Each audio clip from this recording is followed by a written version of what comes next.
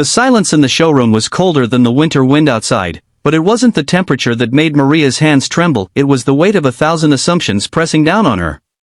She stood still for a moment, absorbing the grandiose sight of polished luxury cars gleaming under spotlights, each worth more than what she used to earn in 3 years.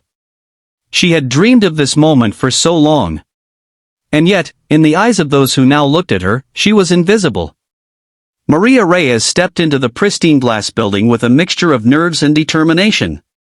Dressed in a plain beige coat, faded jeans, and boots scuffed from years of use, she knew she didn't look like someone who could afford a car in this showroom. But she also knew that she didn't have to look like wealth to be wealthy. She approached a sleek, champagne-colored Rolls-Royce Phantom, the one she had admired in magazines and online for years. Just as she reached out to get a closer look, a sharply dressed salesman intercepted her.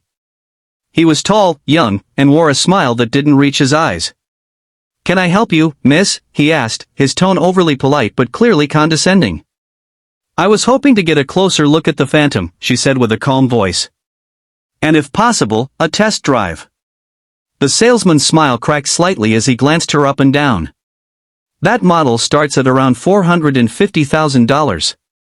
We don't usually offer test drives unless the buyer is pre-approved or has a history with us. You understand, I'm sure." Maria felt the sting of humiliation creep into her chest but didn't let it show. She had worked too hard to be rattled by a man in a suit. "I see," she said quietly. "Thank you." With grace, she turned around and walked slowly out of the building, her shoulders heavy but her spirit intact. She'd faced worse before. Much worse. Born in a poor neighborhood of Queens, Maria was the eldest of 4 siblings. Her parents had immigrated from the Philippines in search of a better life but were met only with endless labor and systemic struggles. Her father worked 2 jobs as a janitor, while her mother cleaned houses during the day and stitched clothes at night.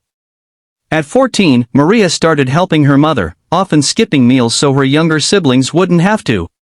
She studied by candlelight when the electricity was cut off, took second-hand books from dumpsters, and still managed to top her class. She always had a mind for numbers and a hunger for something more. She didn't want riches to show off, she wanted stability, freedom, and the ability to lift her family out of generational struggle.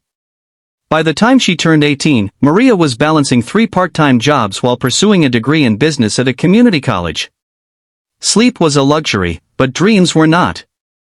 Her life turned when she took an unpaid internship at a struggling real estate agency.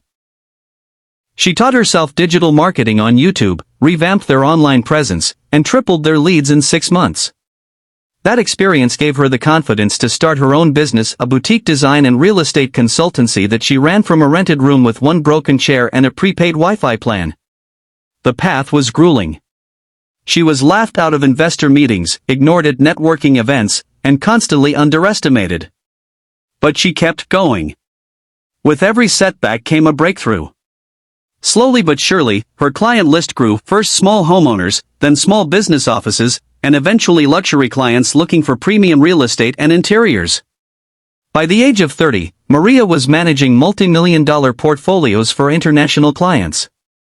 She still lived simply, invested every dime into her company, and made sure her siblings had full college educations and secure futures. And now, here she was, rejected once again. Not by life, but by a man who thought worth was worn on the outside. Standing just beyond the lot, Maria took out her phone and made a call. "Hey, it's time," she said to her assistant. On it, the voice replied. Minutes later, the sound of a luxury engine cut through the air. Heads turned as a matte black Rolls-Royce Phantom glided into the parking lot like royalty.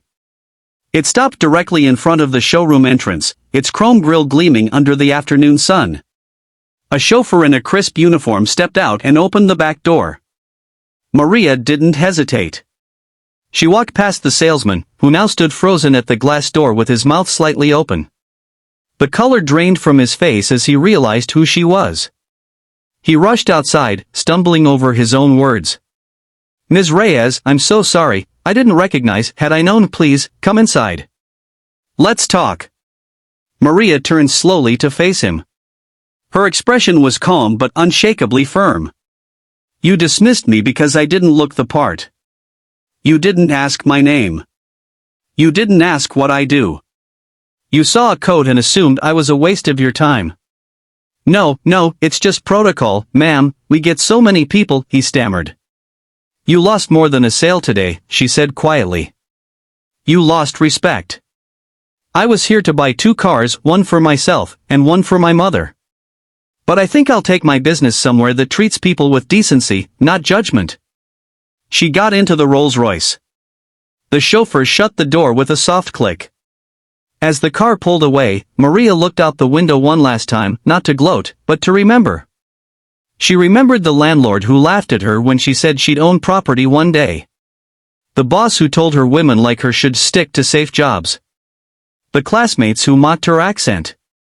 Every doubt, every insult, every no had led to this quiet, powerful yes. In the rearview mirror, the salesman grew smaller and smaller until he disappeared. And in her heart, Maria made a vow. To always treat people with the dignity she was once denied. Because success, real success, isn't just about wealth. It's about rising without stepping on others. It's about remembering where you came from, no matter how far you go. Never underestimate someone who walks in with silence. Because sometimes, silence carries the weight of storms and the grace of survival.